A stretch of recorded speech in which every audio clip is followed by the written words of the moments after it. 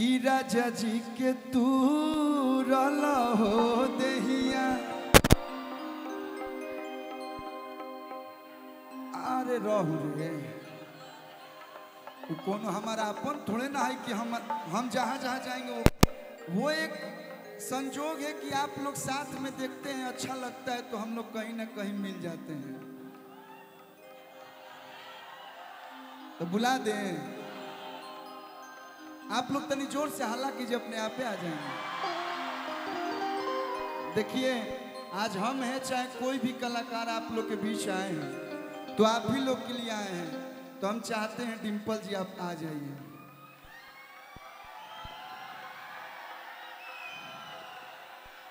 सड़िया पुलुकिया धनी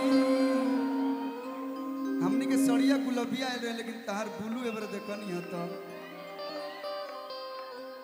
कैसी हैं आप, ठीक हैं?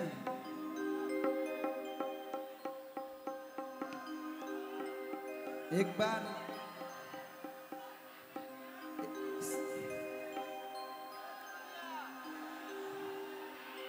मतलब कुछ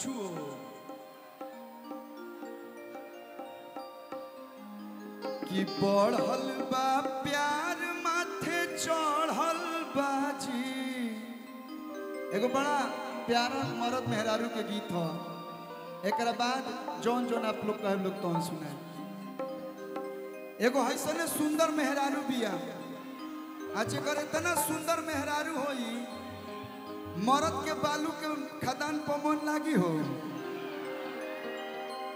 तो लइकवा कहता शत्रुघ्न भैया कि बढ़ल बा प्यार माथे चढ़ल बाजी। ए जी नजर उठल लिए पगड़ल बाजी। हम देखिए अगर जानते बने लोग छुआ छुई पर बवाल हो जाता है, लेकिन हमको पूरा विश्वास है कि आप हमारे साथ कुछ ऐसा काम नहीं कीजिएगा। आई ट्रस्ट यू कि ऐसे जानी कोसी हमके कोराए बलाम जी, कि ऐसे जानी कोसी हमके कोराए बलाम जी। तो भैया तो काटी जन मोलाए बाटे ठोरवाए बलाम जी। काटी जन मोलाए बाटे ठोरवाए बलाम जी। काटी जन मोलाए बाटे ठोरवाए बलाम। काटी जन मोलाए बाटे ठोरवाए बलाम जी। बढ़ल बा प्यार माथे चढ़ल बाजी। बढ़ल बा प्यार माथे चढ़ल बाजी। ए जी नजर उठल लिए पगड़ल बाजी। नजर उठल लिए पगड़ल बाजी। दहई से जानी कसी हमके कोरवाए बलाम जी। दहई से जानी कसी हमके कोरवाए बलाम जी। तो काटी जान ओ माय गॉड कहाँ तरफ से काट लो। हम में के बुर्बक ना है कि चढ़ावला पर हम चढ़ जाई पेड़ पर। भैया भैया अरे भैया हम बहुत उम्र बेसी नहीं के, हमार बियाह जल्दी हो गइल बा, लड़का जल्दी हो गइल बा। हम रउआ के बचपने से सुनत है, कहीं ना कहीं हम देहिया पढ़ल बा, बाकी हमारा एज 24-25 साल होता। तब हम रउआ से तनी मनी बड़ बानी। भैया भैया तो ऐसे जानी हर तक से हमके कोरवाए बलाम जी। भैया इनकर ओठ के डिजाइन बुझाता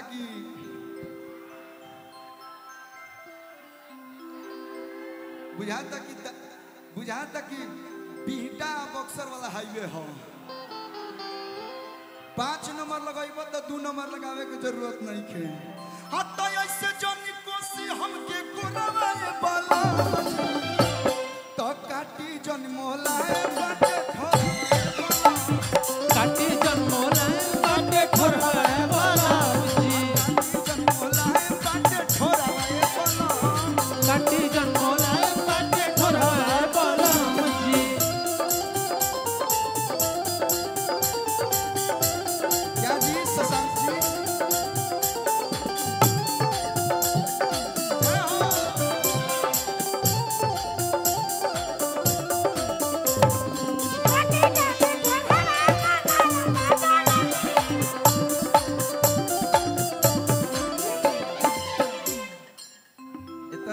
सुंदर हमार भाई बड़े सो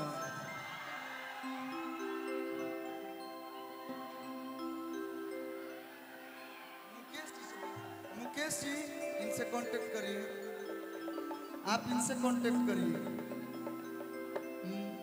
कि मन हरदम राउर रहेला उफान पर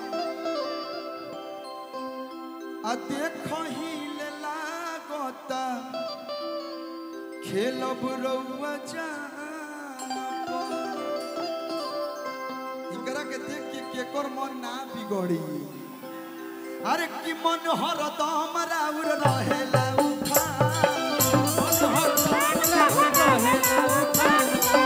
देखहि से लागता खेलब रउआ जान दीपू भैया करता डिस्टर्ब हैया जोरा बलमजी कुछ कुछ काम अनहरिया में होला का करता डिस्टर्ब। अच्छा ई लोग नहीं खेल लोग जानत कि कौन कौन काम अजोरा में होला, कौन कौन काम अनहरिया में होला। हम जो बोलते हैं फैक्ट बोलते हैं। करता डिस्टर्ब हैया जोरा वाला मजी तो काटी जन मोलाए बाटे काटी जन मोलाए बाटे अरे तो काटी जन मोलाए बाटे